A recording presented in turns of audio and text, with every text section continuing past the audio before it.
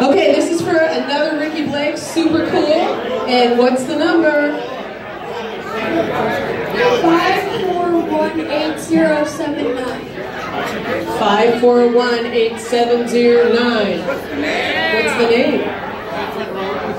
Mitch. Mitch won again. Are you kidding me? How do you do that? That's awesome. You want to draw one more?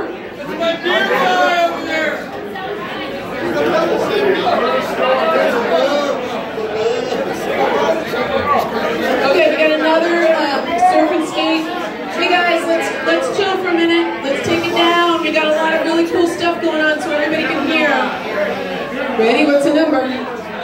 5418038. 5418038. What's the name? Tim Ellis. Tim Ellis wins again. You guys bought a lot of raffle tickets. I think Tim left, so you want to draw one more? Tim, are you in the house? Okay guys, we're about to hear some really cool, our next round two.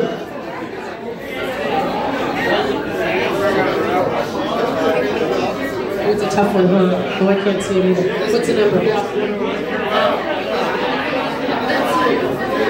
5418071. 548. Bud Lamas, are you a winner? 5418071. Did everybody hear that one? Okay, it's going to go to the next one then. All right, so here we go. Biggie, you ready? We got Bud Lamas in the house. We got John, and we're pretty stoked. Okay, so here we go. Biggie. Yeah. And you guys, if you could keep it quiet in the back, please, we really appreciate it. We've had a couple of complaints so everybody can hear. We really appreciate you honoring these.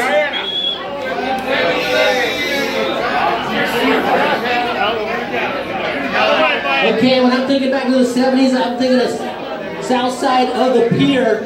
And yeah, I'm thinking of David Nueva, I'm thinking of Carl Hayward, I'm thinking of Real. Right now, Robert Fish, Grundy, the Kirby, Roger Livingston, in fact, both Livingstons, Roger M. Rodney, Craig Ashita, Coochie, Johnny Denny, Nishi, Bobby Lockhart, of course, Buddy Lamas, Jerry Small, Mizell, Randy Lewis, Mickey Lockhart, Clay Brown, Steve Worcester, just name a few besides PT. Did I leave anybody out? Brian Good. Yeah, okay. What about over on the north side? Maybe like Dwight Dunn, Bobby Rochelle, Norman Chapman, Terry O'Dell, Greek Red Clemens, Chewy Madrigal, Rich Perrier, Dave Dilbert, Rob Rodriguez, Junga, Chuck Lennon, Brad Bayless, Jeff Smith, Morelli, Tucker, Pat Mike Downey, Brad Williams, Pearson, Tom, Chris, Sam Hawks, John Davis, Randy Medine, Chris Patel. Did I leave anybody out there? Reno? Corwin Remo.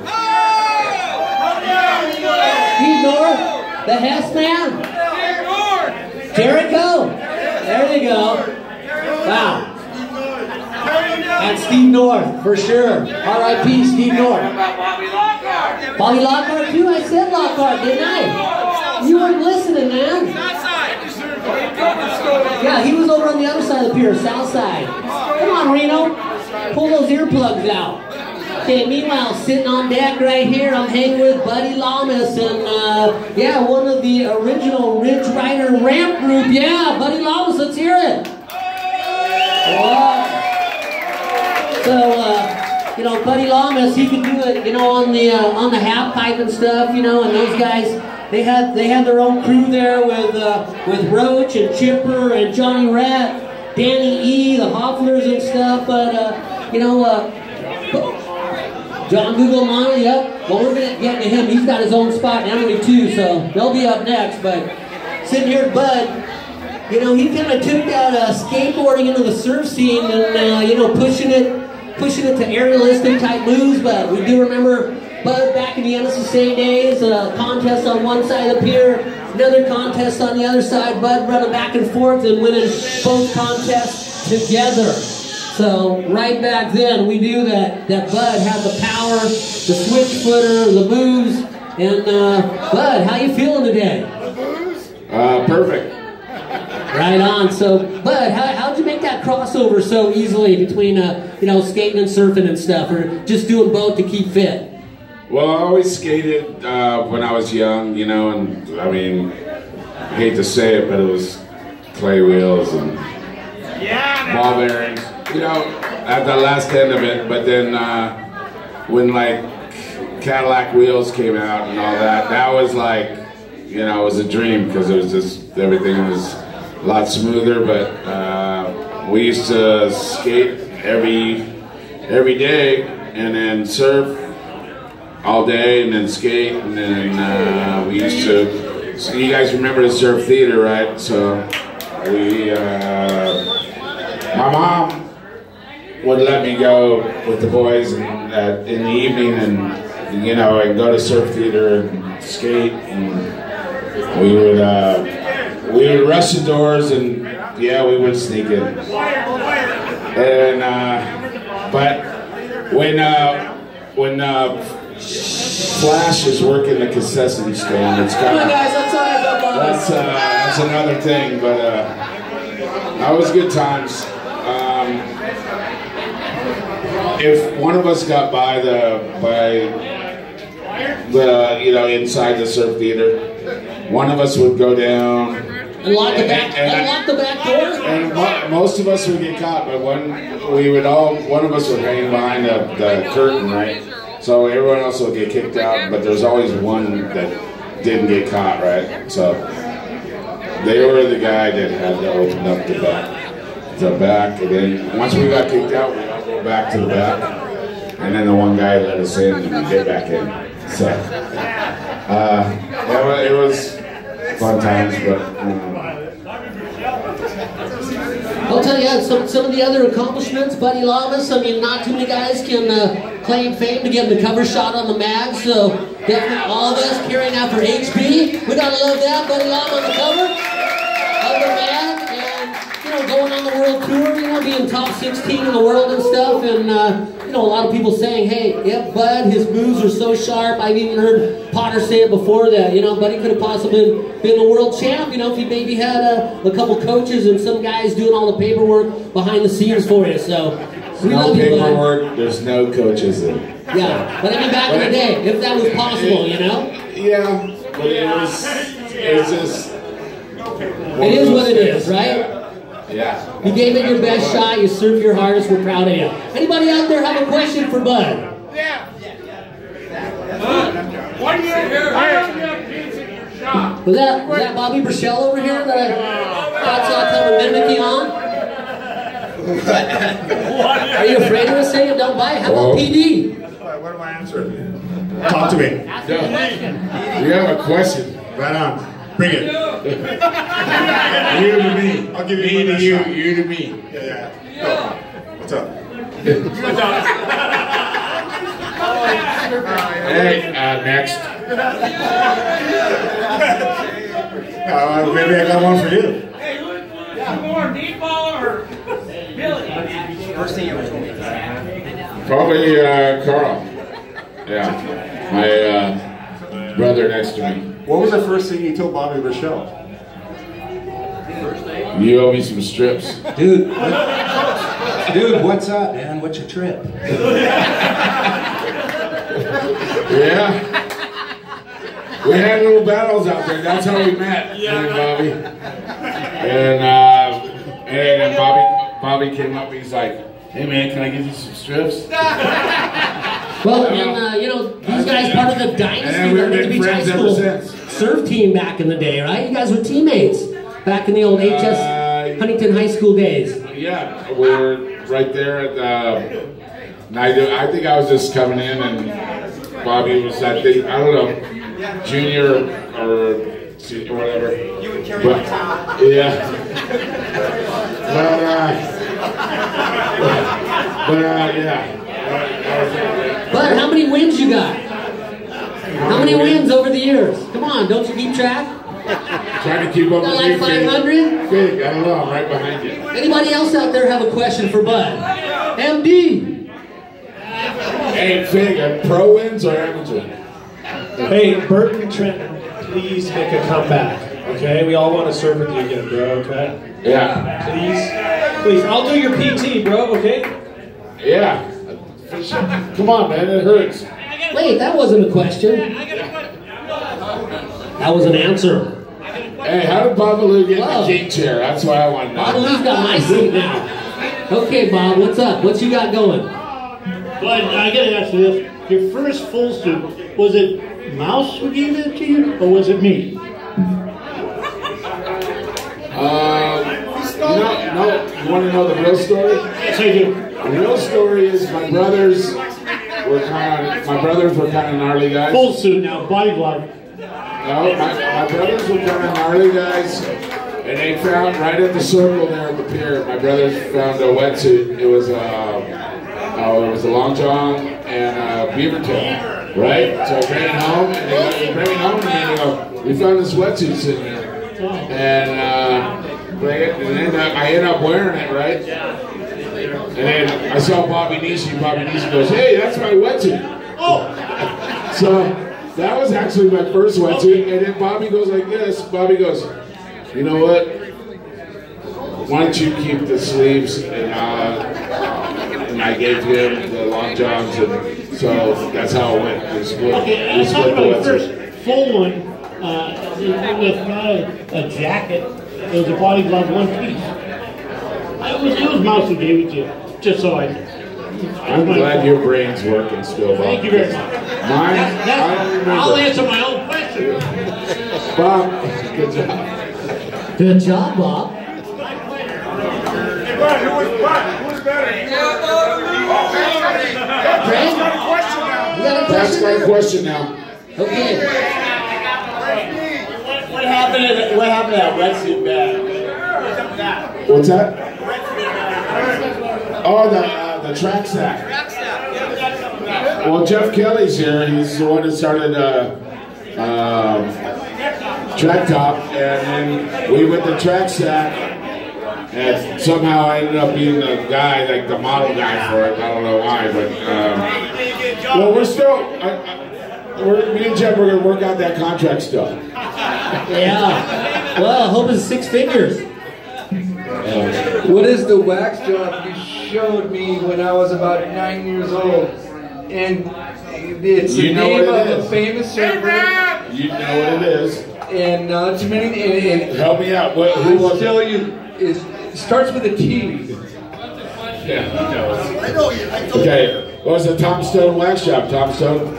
When I was a kid, taught me how to do this wax job, which went an X and then went across and then in circles.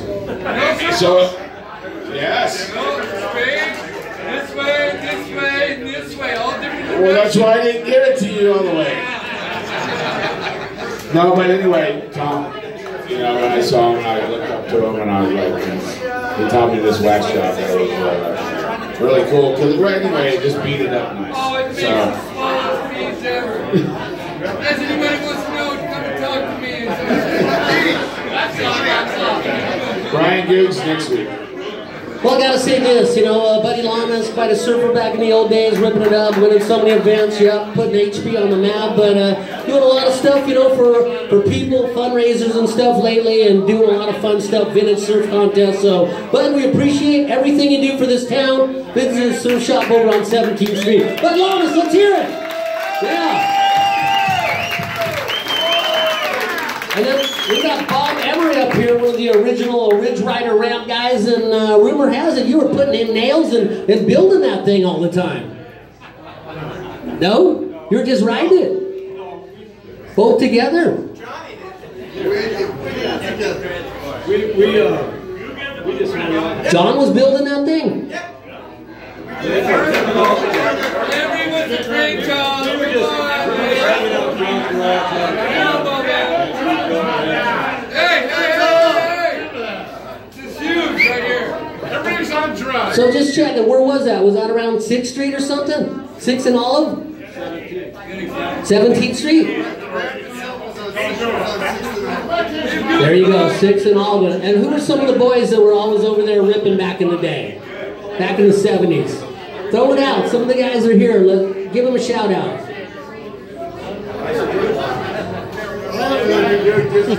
I can tell you. These guys are microphone shy. Let me talk. We want to hear the history of it. Let's go. Throw it down. Okay, well, 17th Street Liquor Store. The grass banks there. We used to skate on those. Yeah. We took a piece of plywood, put it on those banks. A little later, we dragged a piece of plywood down, put it between the garage behind where I lived. Just skated it up onto the garage. And then we connected the plywood to the actual garage door. Skated that. Then we made another ramp, hit that first. We do toe-ins with Tony Rowland's moped. Toe-in, toe-in, toe-in, we toe-in. Get a little more speed? Get a little more speed, get up to the top of that, come down, hit another smaller one, and then another one. Then we made a roll-in ramp. And then you had the end result, which was 6 and over. We made a full half pipe. That's exactly how the evolution of the ramp in downtown Huntington happened. And then Danny was there one day, like filming it and stuff, and you were doing the tail tap off the top, and is that the cover shot right there? I was more of a front side guy, but yeah. And that's when Ricky Blake threw a little artwork and made that killer poster. How did you keep people off the ramp? We didn't. I thought usually there was a couple chains going across. That's a fallacy that we couldn't afford. You never did that, right? We couldn't afford to buy anything, let alone a chain. We didn't even know whose lot we built it in. Because people always said that. They go, "We never got to skate it because there was a chain on it." And I have to. What I'm going to do, I'm going to remind Stymie about that. Stymie's full of shit. We never put him tomorrow night at Krabby's. Where did you get the wood from? Okay, well, anybody who knows that from 17th over, there was a lot of construction going on. Oh, no. Midnight Lumber supplied all the lumber for the half pipe. We would be running across the street with armloads of 2x4s in the middle of the night, and Bob and I still don't know how it got to 6 and Olive, but it was over in that area. Maybe it was Chewy's truck, I don't know. It was Chewy's truck? It's a statuation of law rules. I mean, that's like too late to get busted for sure. What about Bob? Bob, how about all those boards you were shaping? Did kind of any of that go from building your own skateboards into building surfboards? I can tell this story too. Yeah, there we go. Let's get up there. Yeah, well, let's hear this shit. I surf for Infinity. Yeah. I surf for Infinity. And is that when Jerry Small was kind of running the shop? Steve came in. Oh, Steve Bainey? Right.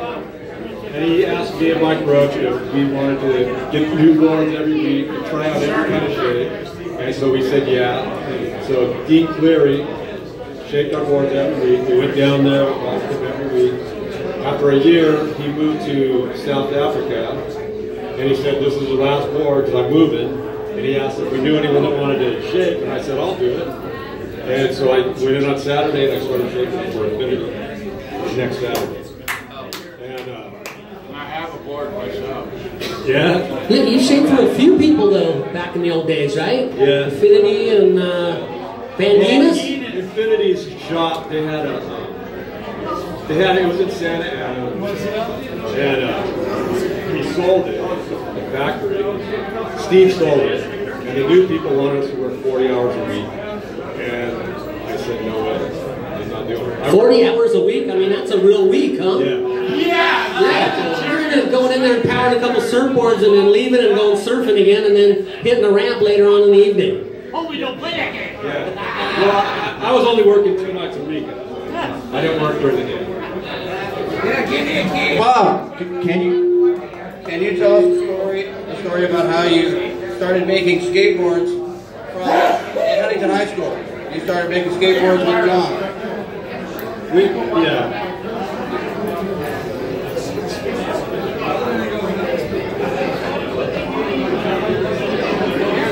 Yeah. Keep playing that guitar, okay? It's going live? Not live. So anyway, shaping boards, during the afternoon, night, not working too hard, still trying to get out in the water and stuff, but did it for a few people. You did it for, what, Infinity, and then, wait, did you shape some boards for Wayne Brown, too? No. Infinity. Van Diemus? Sunline? Huntington Surface Sport. Bristol, Yeah! Silence in the back. Quiet in the house, you guys. New designs. I did Peter Cross boards. Oh, there you go. Wow, doing a lot. I mean, you know, a lot of times, sometimes you don't get your own boards out, but shaping a lot of the underground, doing your own too at the same time. Nice. When I stopped shaping, I had 32 blanks, I think. I had a room with Bob Hurley and his sister. Oh yeah, that's what I saw. You left all of your tools to him, right? Did you leave all your tools to him? I had enough. I got 32 blanks and I went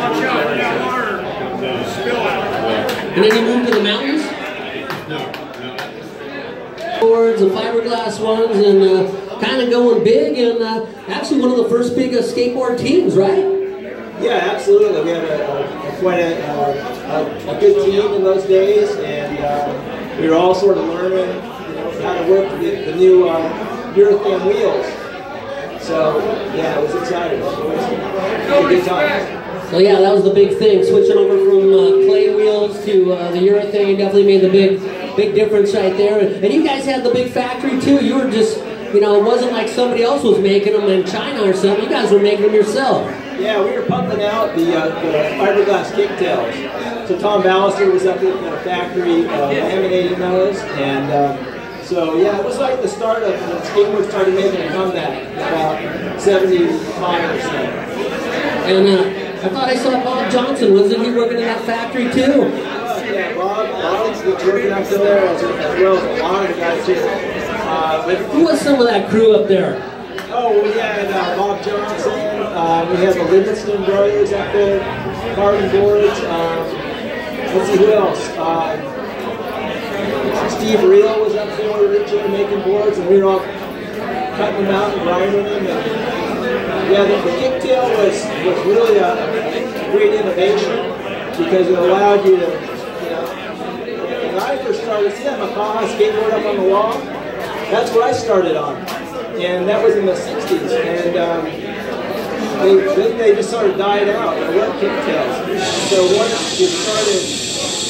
once we started laminating the kicktails ourselves, it really took off. Yeah.